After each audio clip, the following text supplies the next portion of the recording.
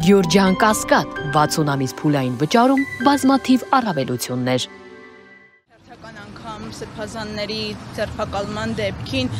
նախ ձեր որակումը այս ամենին։ Գիտեք, ես երեկվանից փորձում էի ինձ համար վերլուծել այս իրավիճակը եւ գիտեք, ես կարծում եմ, որ ոչինչ մեր կյանքում չի փոխվել։ Այս իշխանությունները իշխանազավթման պահից սկսած պատերազմ են հայտարարել եւ հիմա գրոհի են անցել ողջ սահմաններով, ողջ ճակատով, եթե համեմատում ենք, պատերազմական դրության հետ եւ ասեմ, որ ուղղակի պատերազմի ստրատեգիան փոխել են իշխանությունները, հանձինս իրենց ղեկավարի, որովհետև այն հարձակումը, որի սկզբանե ինքը պլանավորել էր, հասկացավ, որ բավարար քանակով զորք չունի հավաքագրած, ամեն դեպքում ամեն մեկը չի, որ կկարողանա անցնել այդ ամենի միջով ու գնալ օրինակ հարձակվել Սուրբ Էջմիածնի վրա։ Եվ այդ պատճառով ստրատեգիան փոխել է եւ հասկանալի է, որ սրանք ճնշումներ են հենց անձամբ կաթողիկոսի նկատմամբ եւ փորձում է դնել այն իրավիճակում կաթողիկոսին, որպեսզի նա ինքնակամ հեռանա եւ վերջում հասկանալի է ինչ որակումներ ու ինչ մեկնաբանություն է տալու ղեկավարը Հայաստանի Հանրապետության, շատ պարզ է ինձ թվում է, պատերազմ է ուղղակի ողջ հանրությանը, ողջ հասարակությանը եւ այստեղ գիտեք ոչ թե քարոզչությանը, որը տանում է Նիկոլը պետք է հակաքարոզչությամբ զբաղվել, այլ պետք է շատ վառ, այսպես սթափ գնահատել իրավիճակը եւ գործողությունները պետք է բխեն դրանից։ Այսօր անդրադառնալով հայ առաքելական եկեղեցու վրա հարձակմանը, ասաց, որ իր կողմից նման հարձակում չկա, նա չի պատրաստվում հարձակում գործել եւ ասաց, որ հայաստանյան առաքելական Սուրբ եկեղեցու թղթերում որևէ տեղ գրված չէ, որ կաթողիկոսի պաշտոնում գտնվող անձը եւ եկեղեցին նույնական են, որ arczepiskopos-ն ու եկեղեցին նույնական են։ Տեսեք, ես ասում եմ, չենք փոխել է ստրատեգիան, իրականում այո փոխել է եւ ես էլ մի պահ հանդիպեցի, որ ասում է, որ ինքն էլ է լուրերից տեղեկացված եղել։ Գիտեք, եթե լիներ իրական, այսպես իրավական համակարգ Հայաստանի Հանրապետությունում, որևէ համակարգի ներկայացուցիչ պարզապես չէր գնա ու չէր ձերբակալի սրբազաններին ու քահանաներին, որովհետև այն պարզաբանումները, որ տալիս են փաստաբաններ, իդեպ ողջ օրը մենք թե դատարանում, թե տարբեր վայրերում ենք եղել, այդ իրականությանը ականատես ենք եղել։ Այսինքն այնտեղ չկա որևէ իրավական հիմք։ Տեսեք, փաստաբանները արձանագրում են, որ իրենք իրավաբանություն չեն կարողանում անել, չկա իրավաբանություն այս գործերի մեջ, այսինքն կա հստակ հրահանգ եւ այդ հստակ հրահանգով շարժվում են իրավապահ մարմինները։ Եվ իդեպ, ես կարծում եմ, որ որևէ մեկս այլևս պատահականությունների սկզբունքին չենք հավատում, Նիկոլի օրոք պատահականություն է արդյոք, որ բոլոր հոգեվորականներին սկսել է դատել նույն դատավորը օրինակ, չէ։ Սա էլ պատահականություն չէ, արդեն մարդը փորձառություն ունի, գիտի ոնց պետք է մանևրի, ոնց պետք է շինց ու գործեր կարի հենց հոգեվորականների վրա, թե մեղադրող կողմը, թե դատավորը, որը հետագայում արդեն այդ կալանքի որոշումները կամ հետագա ընթացքը տանում է։ Սա հստակ պլանավորած մեխանիզմ է, որով առաջնորդվում է հենց Նիկոլը, ու հրահանգները հենց Նիկոլից են։ Գիտեք, անկախ նրանից ինքը ինչ է ասում, այս իրողության մեջ մենք ենք եւ ինքը շարժվում է այո Գեբելսի 10 կանոններից, բոլոր կանոններից օգտվելով, այստեղ մեկն է, սուտը կառուցվում է ճշտի փոքրիկ էլեմենտների վրա, մնացածը հորինվում է դրանց վրա։ Տիկին Հակոբյան քննչական կոմիտեի տարածած նկարներում երևում էին արծաթե ձուլակտորներ, փողեր, վառելիքի կտրոններ, եկեղեցում ինչու պետք է լիներ այդ ամենը։ Իսկ ինչու չպիտի լիներ։ Ես չեմ հասկանում, եկեղեցին կառույց է, այնպես ինչպես մնացած բոլոր նաև աշխարհիկ կառույցները այդ առումով, ֆինանսական առումով, ունեն իրենց ընթացիկ ծախսերը, ունեն ի վերջո իրենց հոգ են տանում եւ դա նորմալ է, որ եկեղեցում պիտի լինի եւ դրամական միջոցներ եւ այն միջոցները, որոնք հայտնաբերել են իդեպ փաստաբանները հայտարարեցին, որ այդ մասով որևէ մեղադրանք չկա առաջադրված, հետևաբար դա եւս հասարակության այսպես մանիպուլացնելու,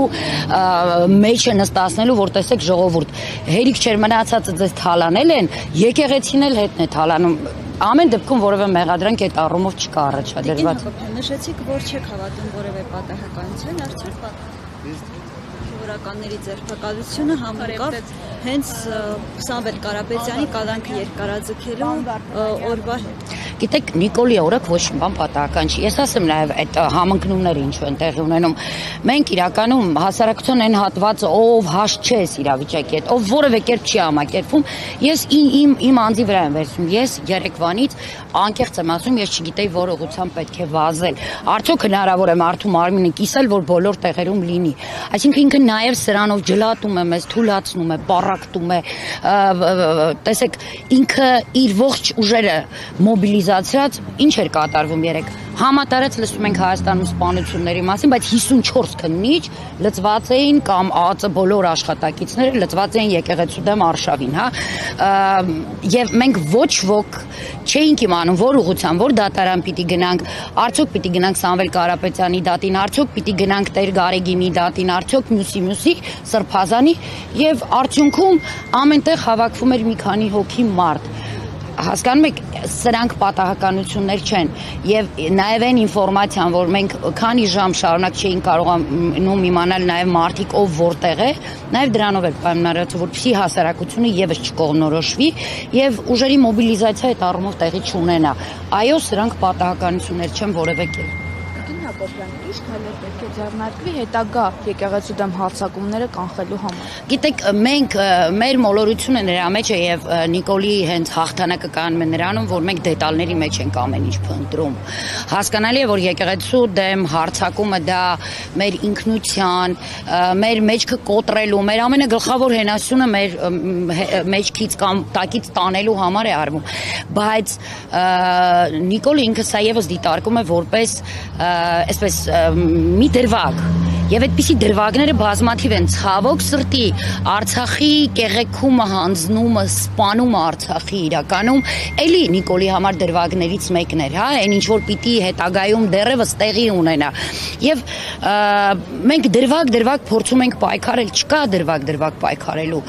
մենք չպիտի դիտարկենք Արցախի համար պայքարը առանձին, չգիտեմ սոցիալական վիճակի համար առանձին, անվտանգության համար առանձին, եկեղեցու համար առանձին չպիտի լինի այդպես, պիտի լինի համախմբվածություն, ով որ ուղղության հետ հաշ չի, պիտի համախմբվեն միտեղ եւ ի վերջո քշեն այս իշխանություններին, մինչեւ չքշենք եւ եկեղեցու դեմ է հարձակում լինելու եւ Հայաստանի սուվերեն տարածքներից են հանձնվելու եւ մեր անվտանգությունն է խաթարված լինելու եւ մեր սոցիալական վիճակն է գնալով ծանրանալու, չի կարգավորվելու որևէ ոլորտ այս առումով։ Տիկին Հակոբյան, 3 դատանը եւս 30 օրով երկարաձգեց Սամվել Կարապետյանի կալանքը, դրանից առաջ տեսանք, որ Միքայել Սրբազանին 2 տարով ազատազրկեցին, հիմա այս դատական process-ի հետ կապված մենք կարող ենք այս իշխանությունից սպասել արդար դատաքննություն։ Ոչ, չկա Հայաստանում արդարադատություն, չկա, ընդհանրապես գոյություն չունի եւ ես նախորդ անգամ, երբ իմ գործընկերոջը Դավիթ Գալստյանին տնային կալանք, հա, խափանման միջոցը փոխեցին, բոլորը ուրախացել էին, շնորհավ, հա, ուրախ ենք, տանն է Դավիթ, ավելի լավ պայմաններում է, քան բանտում, բայց դա արդարություն չէ, դա արդարադատություն չէ եւ նույնիսկ եթե բոլոր դրվագներով նույն Սամվել Կարապետյանին, Միքայել Սրբազանին, Բագրատ Սրբազանին եւ մեր մնացած, հա, ընկերներին, մնացյալ 17 կալանավորվածներին եւ մնացած բոլոր քաղբանտարկյալներին արդարացնեն, դա եւս արդարադատություն չէ, հակառակը իրենք պիտի ներողություն խնդրեն եւ հակառակը հատուցում տան նաև այդ մարդկանց այդքան բաների միջով անցնելու համար։ Հակառակ դեպքում ինչ արդարադատության մաս է, այն ինչը որ մենք հիմա ականատես ենք լինում, դա տերոր է սեփական ժողովրդի նկատմամբ, դա անարգանք է սեփական ժողովրդի եւ անցյալի եւ ներկայի եւ ապագայի կերտման համար։ Այստեղ չկա որևէ արդարադատություն ու իրավական համակարգի որևէ, չգիտեմ, նշույլ։ Իսկ Սամվել Կարապետյանի մասով դա ընդհանրապես աբսուրդի հասնող բան է։ Տեսեք, իրականում պատական չէ, թևավոր է դարձել արդեն այս միտքը, որ մենք ունենք 2 միլիարդատեր, 2 բարերար, դեռ հարուստ լինելը մի կողմ, բարերարներ, ովքեր իրոք այո, ողջ կյանքում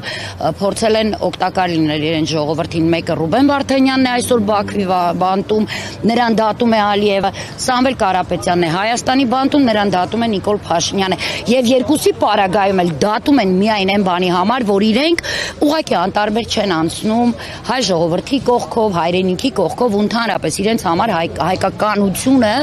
դա կարևոր է։ Շնորհակալ եմ։ Ես եմ շնորհակալ։